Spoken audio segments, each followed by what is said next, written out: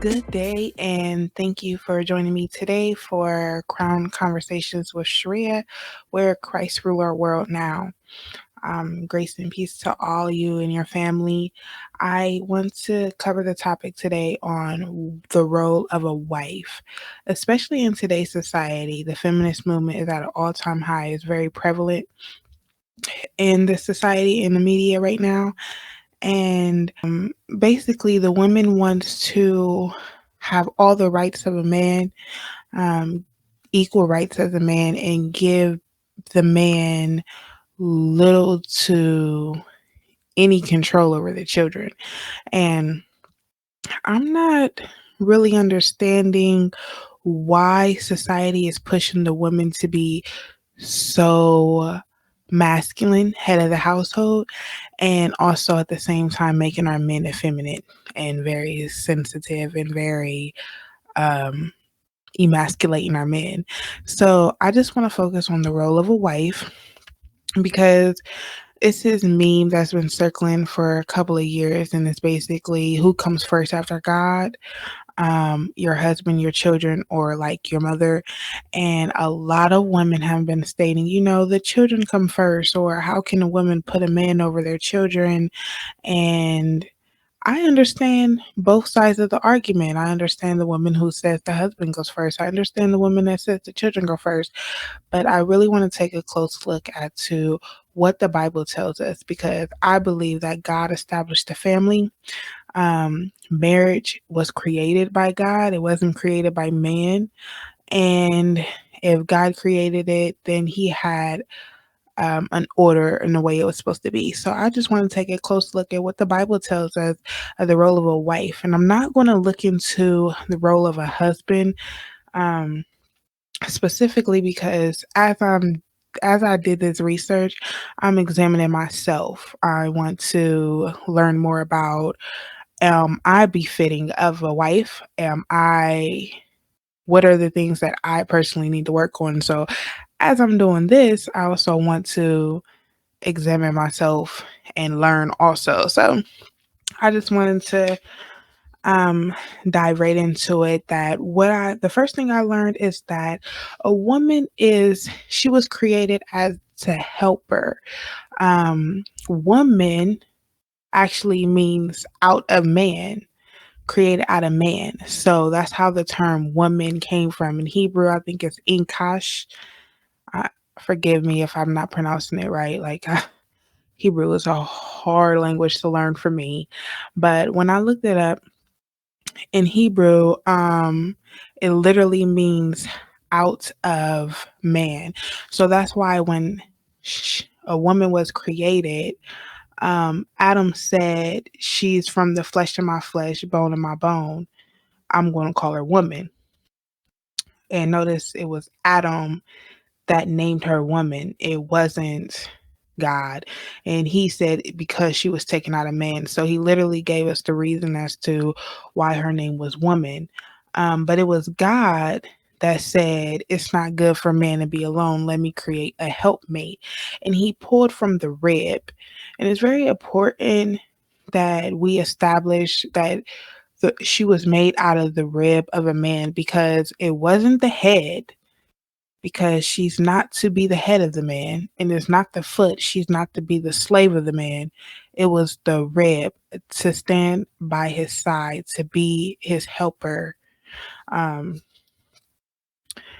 and that comes from like Genesis 2, when God put Adam to sleep. He fell into deep sleep, pulled him from the rib, made the woman. And he also says, therefore shall a man leave his mother and his father and cleave unto his wife, so they should be one. So That to me is the first establishment of a marriage. Um, Adam and Eve were created to be one. They weren't created to walk separately. In Amos, it says, "How can two walk together unless they agree?" It is better, two are better than one because they have a good return for their work. If one falls down, his friend can help him up. But pity the man who falls down and has no one to help him. Also, if two lie down together, they will keep warm. But how can one keep warm alone? Though one may be overpowered, two can defend themselves. A cord of three strands is not quickly broken. And that's from Ecclesiastes 4:9. So God is telling us that two is better than one. He knew that Adam needed a helper. I mean, we were created to be fruitful and multiply, and you need a male and a female to reproduce. The male has a seed, the woman carries a seed. So you can't reproduce, you can't multiply without both. But the man is to cleave to his wife. She is to become first now. It's no longer him to look to his mother or his father or anything. He's supposed to leave his home. And we can take an example from Abraham. God literally told him, leave your home. Abraham's father was actually worshiping false gods at the time, and God told him to leave and go with Sarah.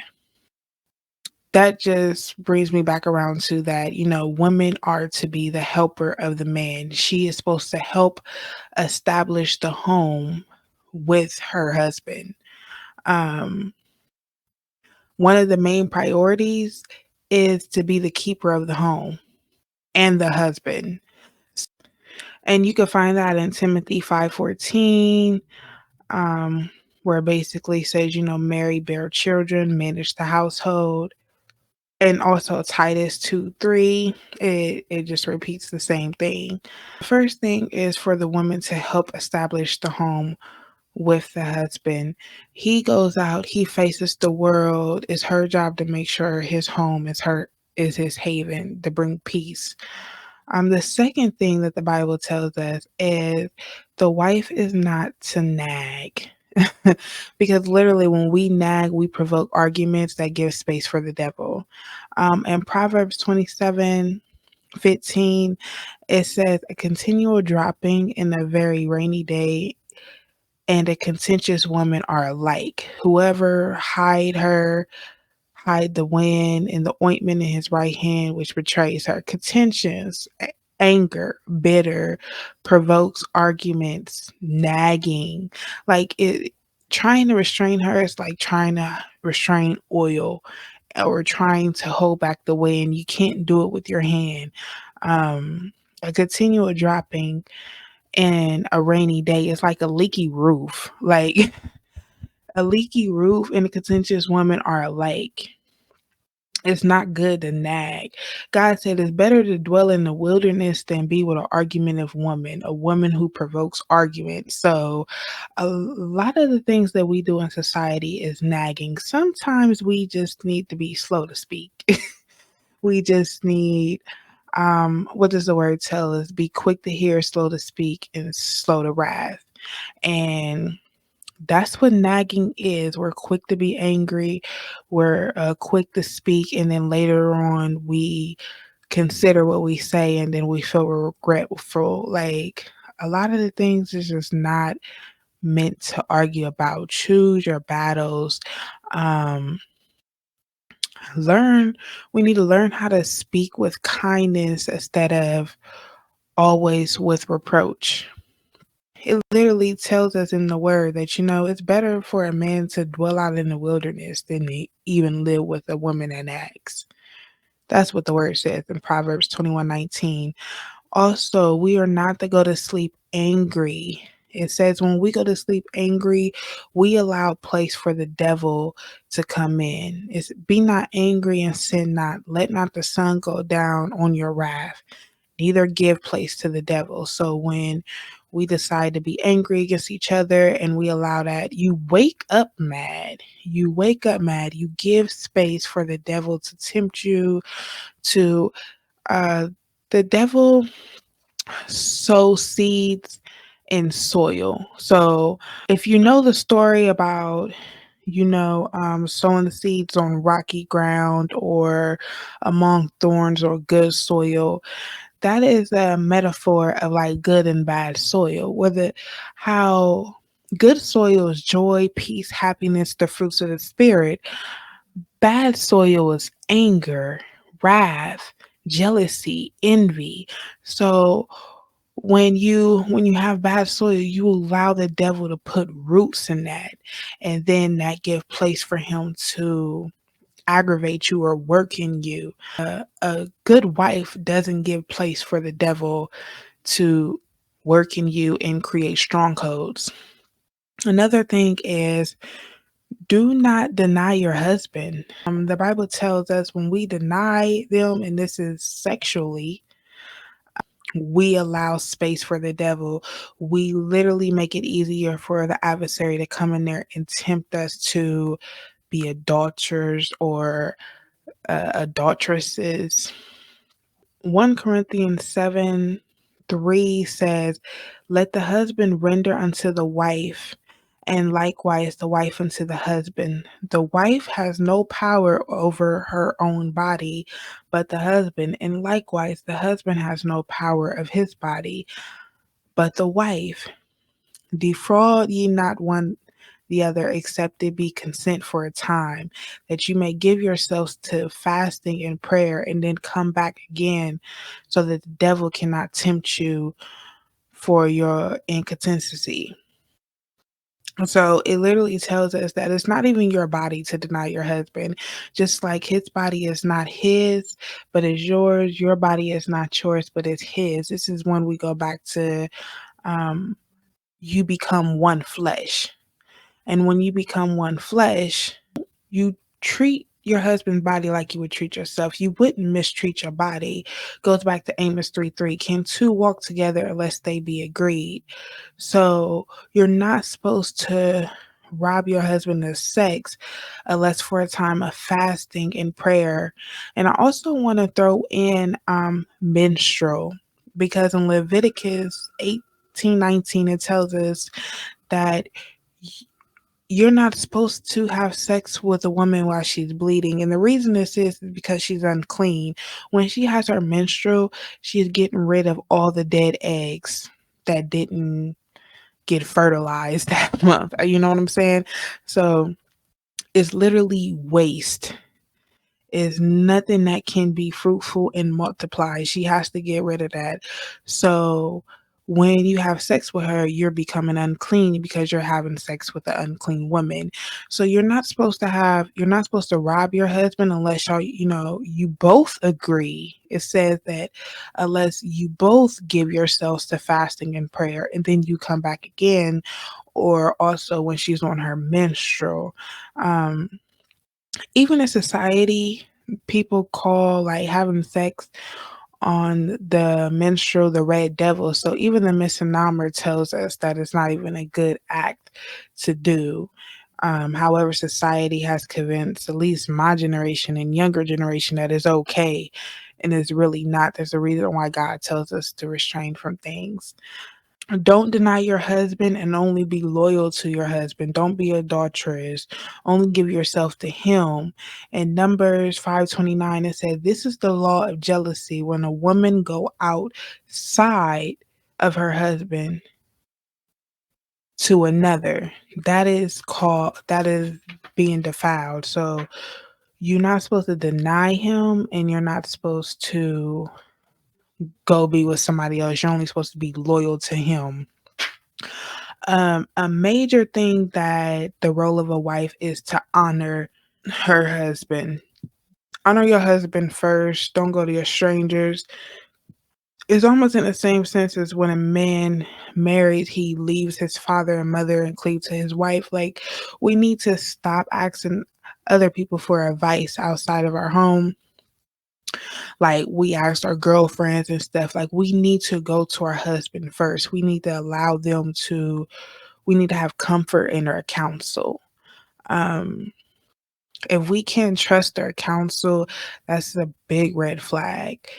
That's in like Ezekiel 16:32. It tells us that, don't go outside to another stranger, honor your husband. Also, it says in the law of marriage, a woman is married to a man is bound to the law of her husband to live with him and be obedient to him. For the woman which has a husband is bound by law to her husband so long as he liveth. But if the husband be dead, she is loose from the law of her husband. So honor your husband. As long as you married to him and he's alive and there's no adultery, we need to be in obedience to them and have comfort in our counsel. And I just want to make a disclaimer. I'm talking about literally marriage. I don't want everybody going out there just doing this boyfriend, girlfriend. This is how the role of a wife, not necessarily a woman, just the role of a wife and constitution of a marriage under God. A big one that I've learned when I was going through the Bible is to submit to your husband with purity and reverence.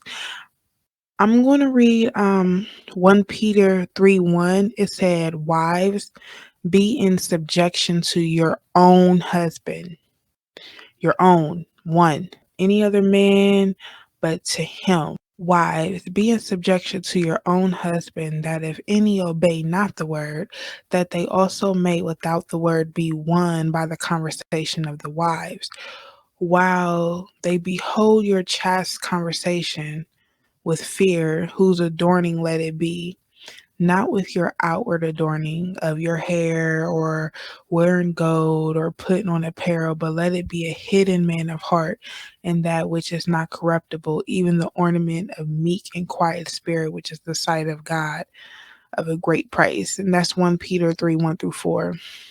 And so literally tells us if he is not a believer, he will be won over by the submission, not your words. Submit yourselves.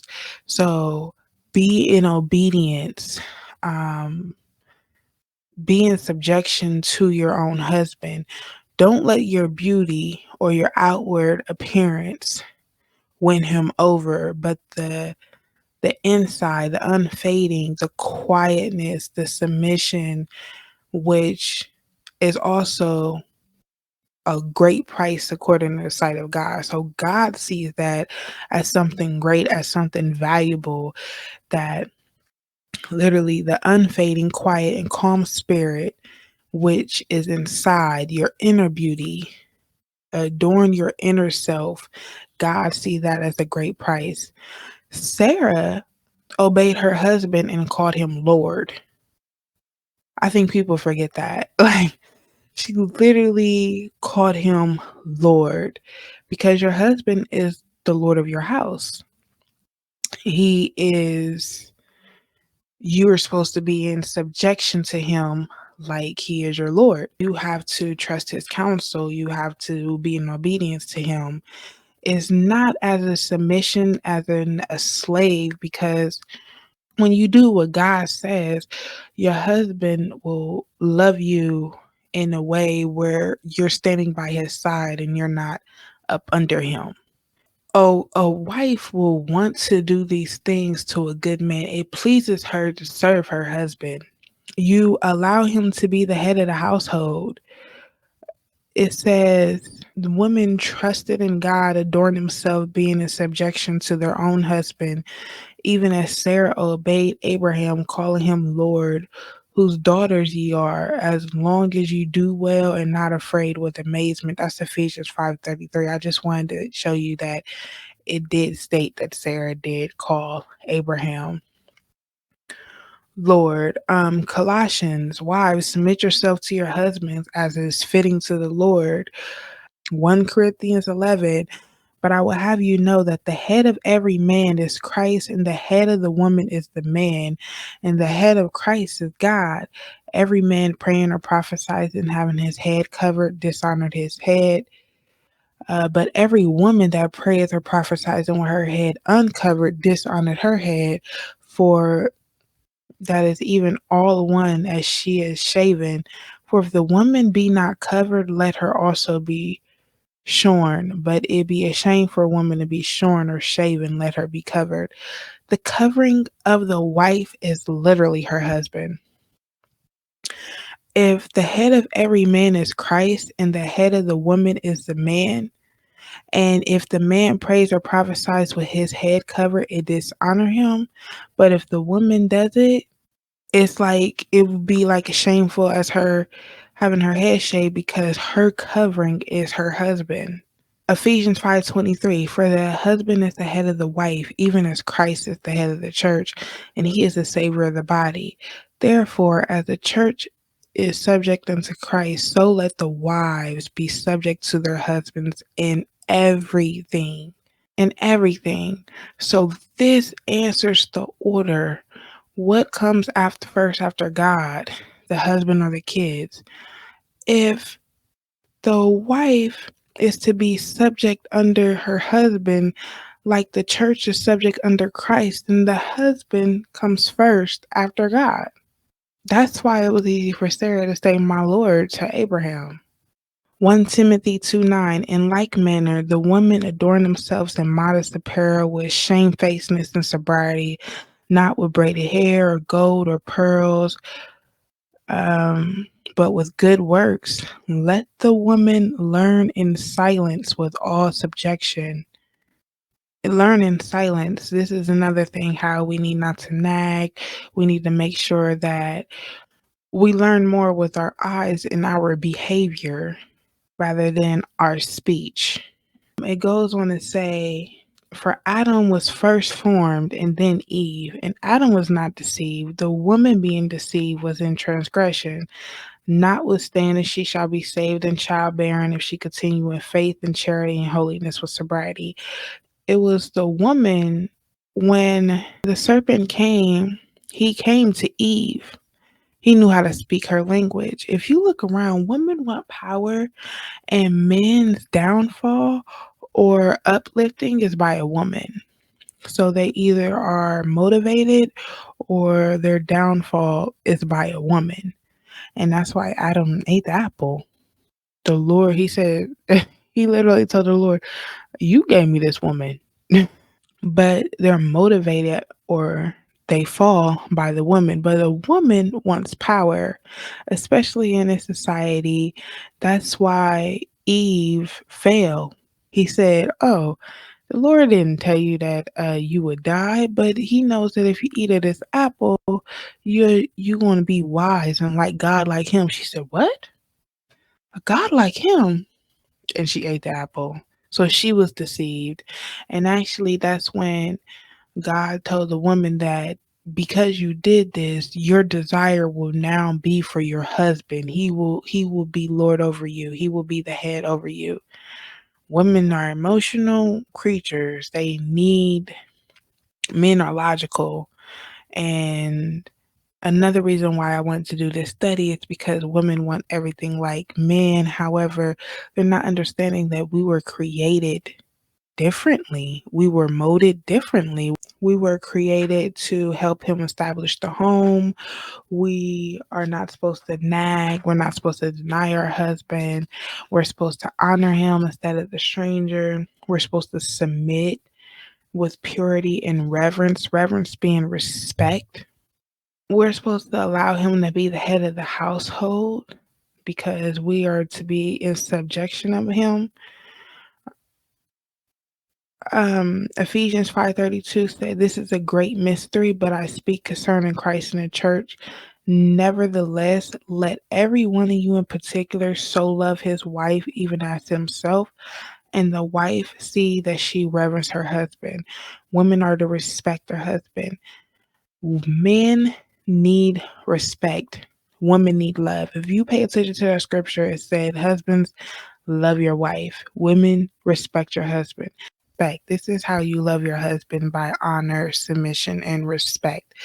When a man loves his wife, it literally covers her insecurities. If you're being loved correctly by your husband, you're not insecure. You don't need the outward adornment of yourself.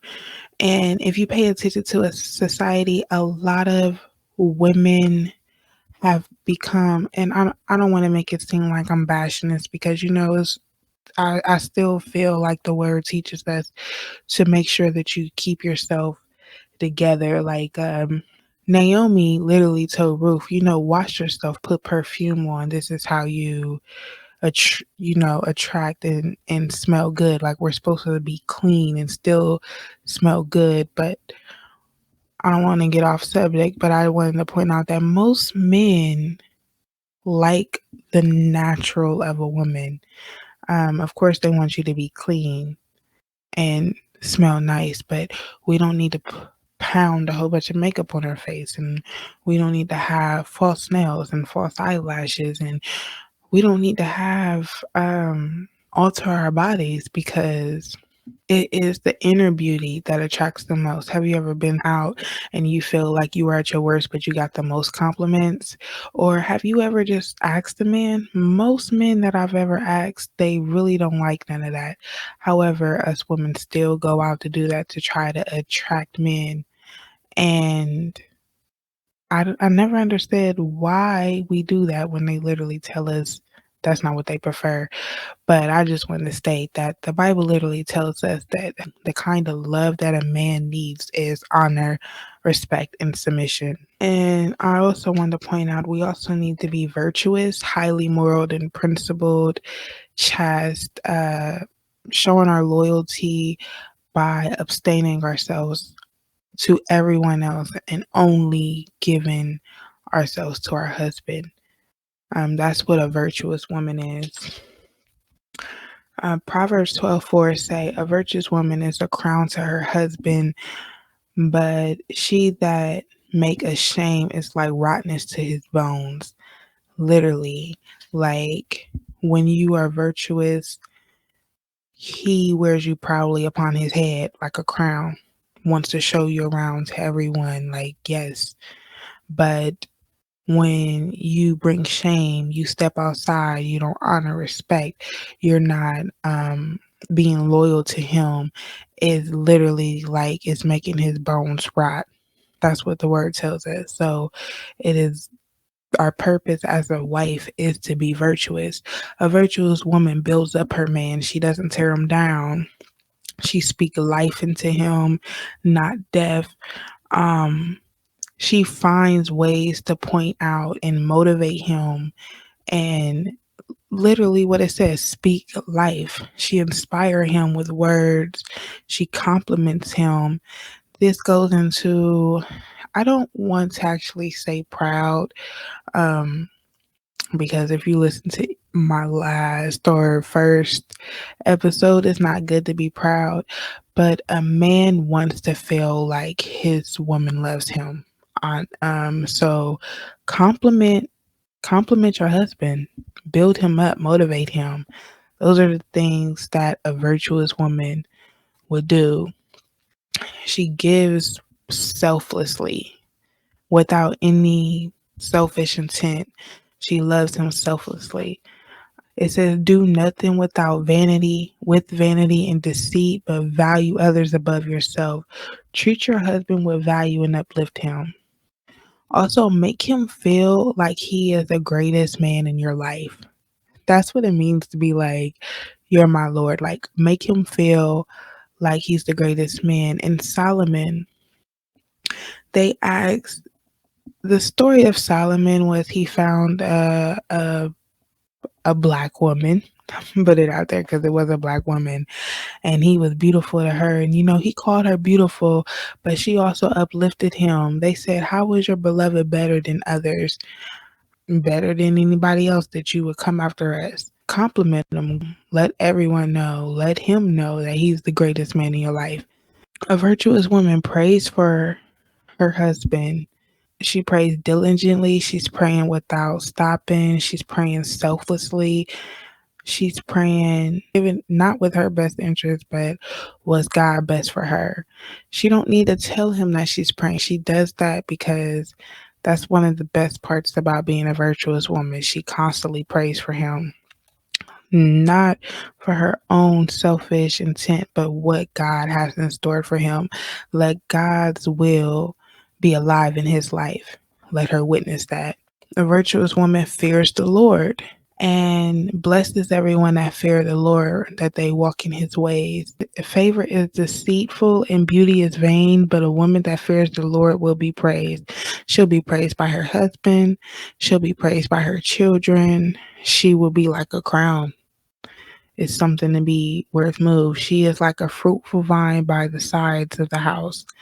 The fear of the Lord is a very important attribute of a virtuous woman because the fear of the Lord is the beginning of wisdom. The fear of the Lord hates the evil way. It hates proud. It hates arrogancy. It hates evil. Um, so she's not given room for the devil to have space in her life, space in her family. Remember, she is the housekeeper, so she manages the home. Another thing a virtuous woman is as she gives her husband good and will not bring evil in all the days of her life. She is from the Lord. Whoever finds a wife finds a good thing and obtains favor for the Lord's. What that means is when a husband finds a wife, he not only finds a good thing, but now he receives favor. Now he gets grace um, from the Lord.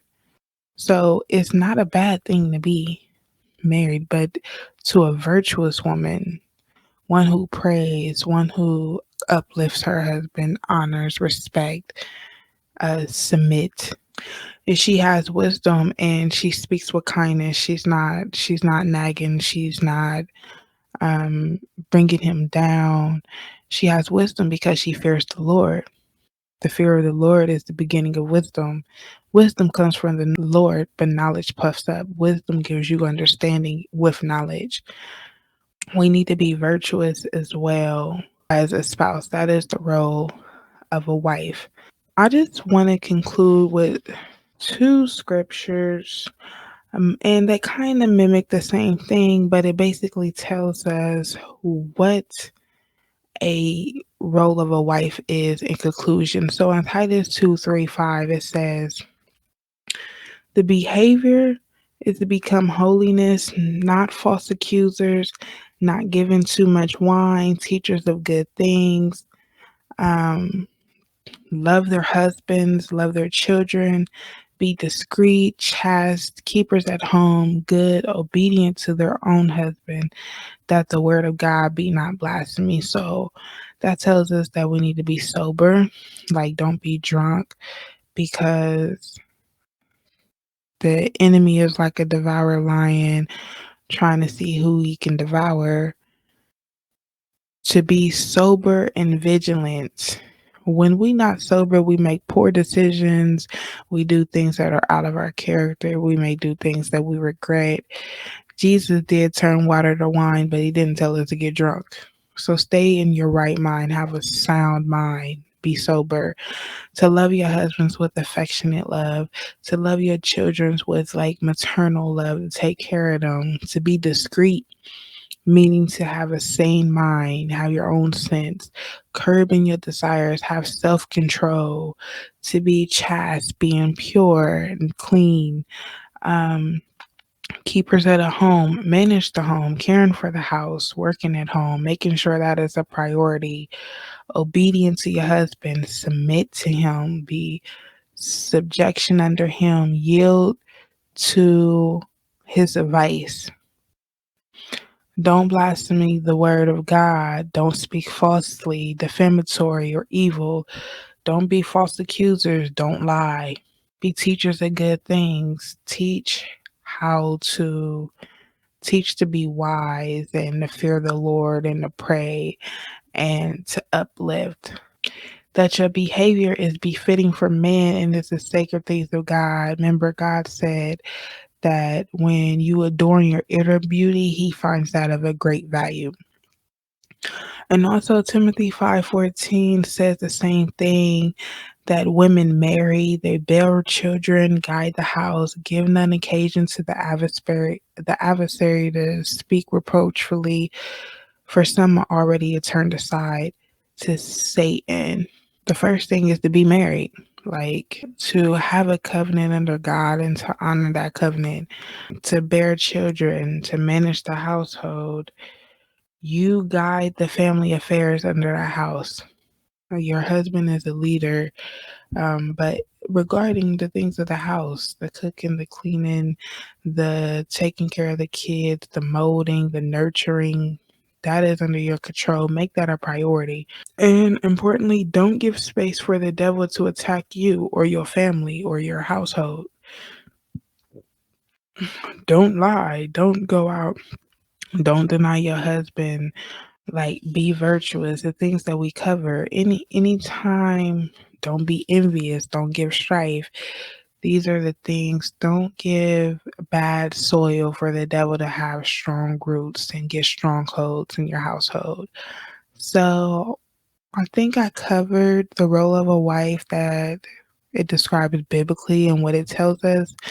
God did establish marriage, even though it tells, to submit. I don't want you guys to think like it's a slave type submission. It's like I want to serve my husband.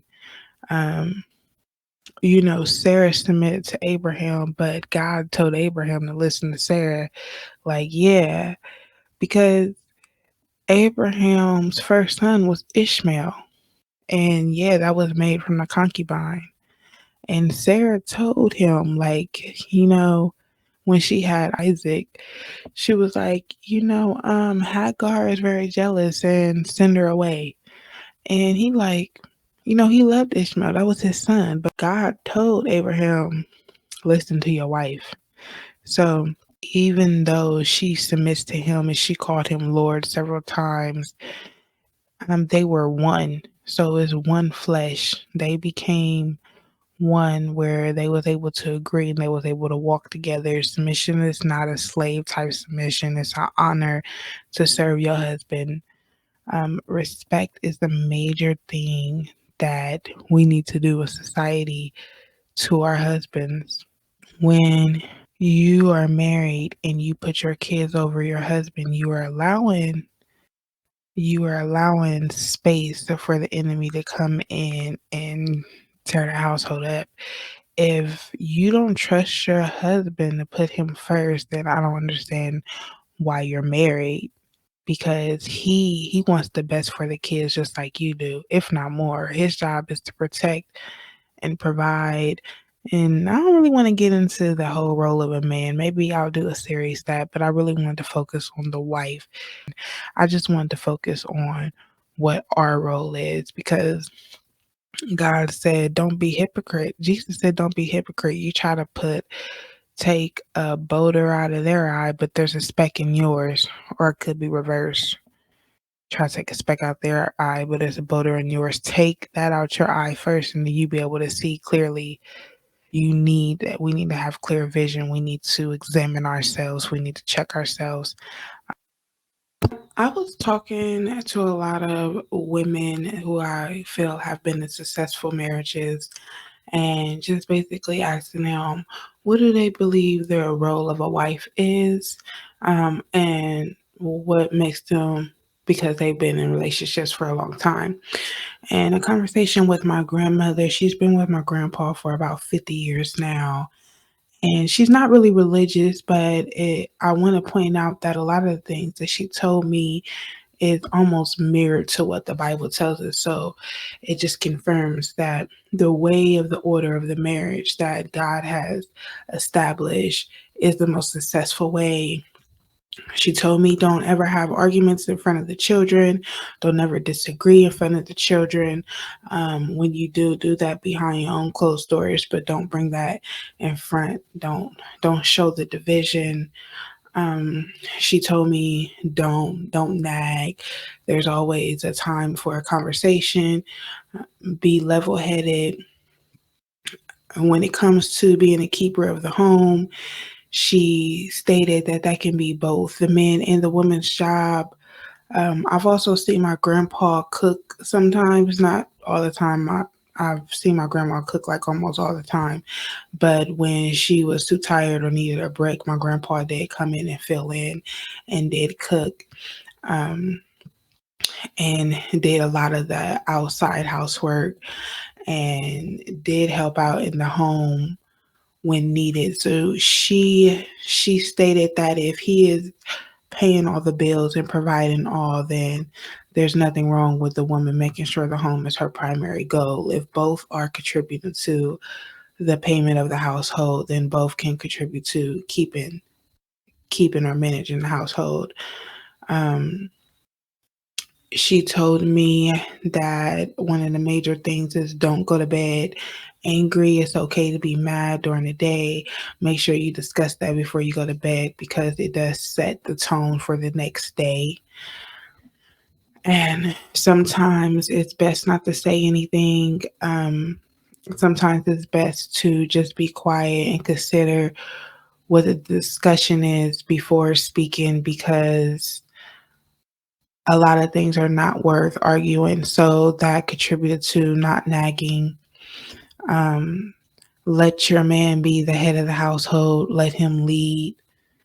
And so I just wanted to state that my grandma, after I spoke with a lot of women about that, I just wanted to touch base on what my grandma told me because she has been in one of the most successful relationships I know at 50 years, and she's not really a religious person. She is a believer. However, I wouldn't consider her a very religious person. So her insight and how it mirrored the word of God was very important for me to point out. Thank you for listening to Crown Conversations with Sharia, where Christ rule our world now, and grace and peace to all your family. You have a blessed day. Thank you.